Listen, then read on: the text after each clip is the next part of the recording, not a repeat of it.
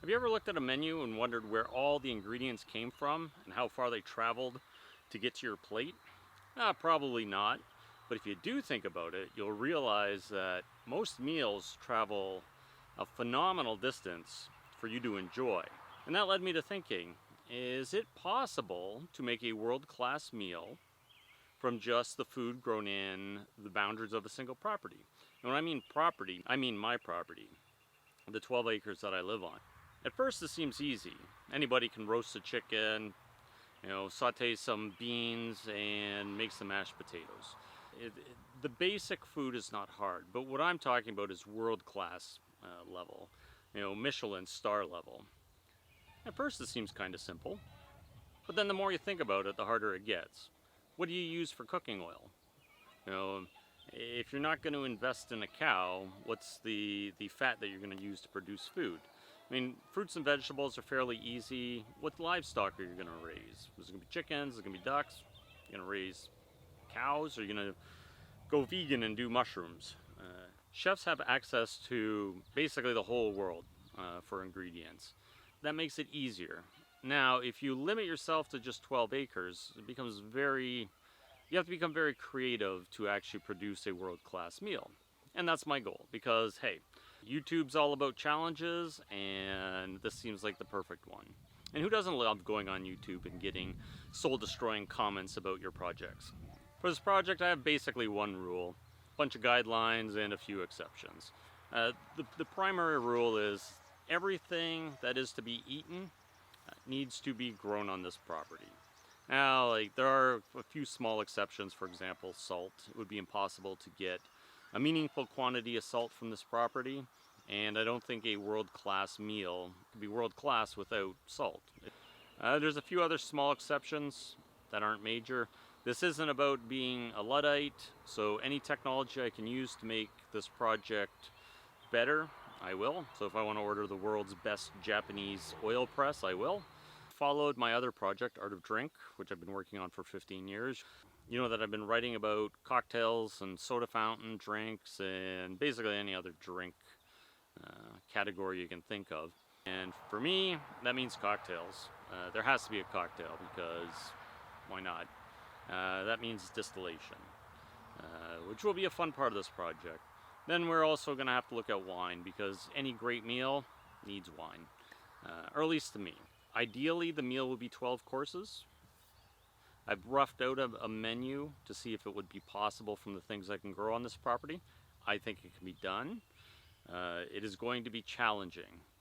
I don't know if it's actually possible to do it. I'm optimistic, but there are a lot of hurdles to overcome to get it done. For example, I've just been planting fruit trees here for the last couple of years.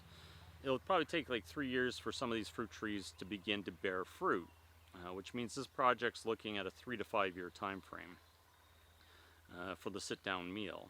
Now, who are we going to invite to the meal? Ideally 16 people. If I can produce enough food for 60 people, I will do that. I would love to get professional opinion about this, but I'd also like to get people who follow this channel involved. So that will come down the road, but we will figure out a way to work people into this. But in the meantime, there's a lot of work to do. There's still planting fruit trees, planting gardens. There are so many little details to accomplish that it's going to take 5 years. Maybe 3 if we're lucky. But every year there's going to be failures. The menu's going to need to change. This year we had a polar vortex, which was -6 2 weeks ago.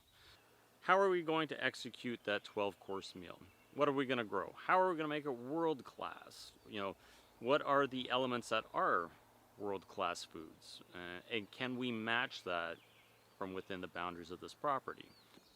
But the whole idea is to just utilize everything we can on this property and every piece of technology we can to make a world class meal.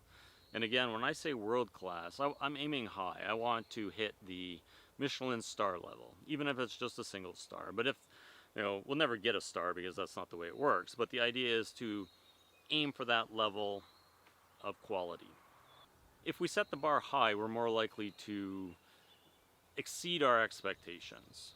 We will never get to that Michelin star level, though we could.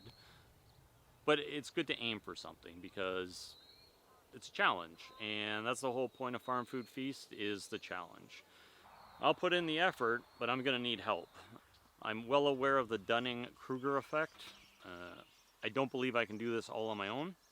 There are just too many moving parts, though right now it is all me. So I will be soliciting help from you. Everybody has an expertise, so if you see something or have an idea, please feel free to share it in the comments. I'll be paying close attention as we get this ball rolling. If you think this is an interesting project, feel free to check out the follow-on videos. I'm going to be producing one video a week, maybe two. But the next video will be a yard tour, and then we're going to talk about the one rule, bunch of guidelines, and the exceptions that are going to just basically give this project some framework, because it helps guide us on what we can do and what we can't do. If you like this video, please feel free to click on the like button, leave a comment, and share it with friends on Twitter. Again, I do look forward to reading the comments on potential ideas for this project, because it's basically brand new. So let me know. Thanks for watching, and I will see you in the next one.